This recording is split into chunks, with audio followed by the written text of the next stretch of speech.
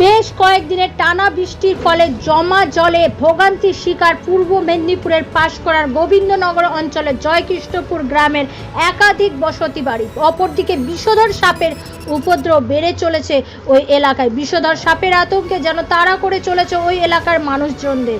তারই মধ্যে স্কুল থেকে ফিরতে বাড়ির মধ্যে চতুর্থ শ্রেণীর এক ছাত্রকে বিষধর সাপে কামড় দিলে তার মৃত্যু হয়।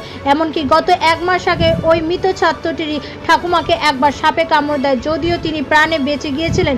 কিন্তু এবার ওই একই এলাকায় পরিবারের 13 বছরের নাবালক শুভেন্দু রানাকে সাপে কামড়ালে শেষ রক্ষা হয়নি তার। এক প্রকার সাপের সাথে বসবাস মানুষের, তার ফলে সাপের কামড়ে প্রাণহানির মতো ঘটনা ঘটেছে। এমন মর্মান্তিক দুর্ঘটনার ফলে শোকের ছায়া নেমে আসে গোটা এলাকায়। এমনকি ক্ষুব্ধ এলাকাবাসীরা এমন ঘটনার ফলে তারা ক্ষোভে ফেটে পড়েন।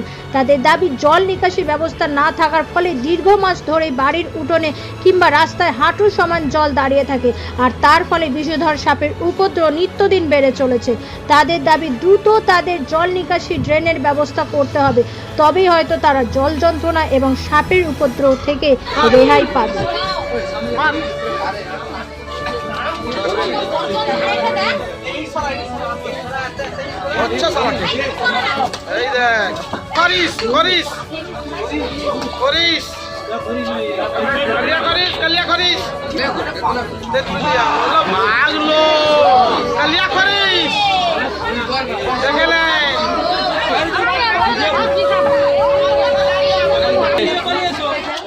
আজকে ওই বাচ্চা স্কুল থেকে এসছিল, স্কুলে ভালো গেছিলো বাচ্চা, স্কুল থেকে এসে ঘরে ঘুমাচ্ছিল, তার বাবা মা খেতে বসছিল, আর বাচ্চাকে বলছিল একটা জলের বোতল চাইছিল। সে জলের বোতল আনতে খাট থেকে নামেও নিছে, পা ফেলছিল, সাপ এসে তাকে কেটে দিছে।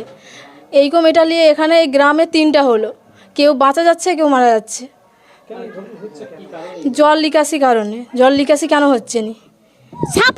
সাপে কারণে আজকে যদি মানে যদি না বর্ষা হতো, না বৃষ্টি জমে যেত, এই যদি পুকুর ডোবা যদি না ডুবে যেত, তাহলে আমাদের এই বাচ্চাটার তো ক্ষতি হতো না। আমাদের বাচ্চারা স্কুল যাচ্ছে জল পার হয়ে হয়ে, তাহলে এটা তো কোনো উচিত না। স্কুল পার হয়ে যাবে জল পার হয়ে, এতটা বাচ্চারা জল পার হয়ে আমাদের বাচ্চারা স্কুলে যাবেন? হ্যাঁ, কোনো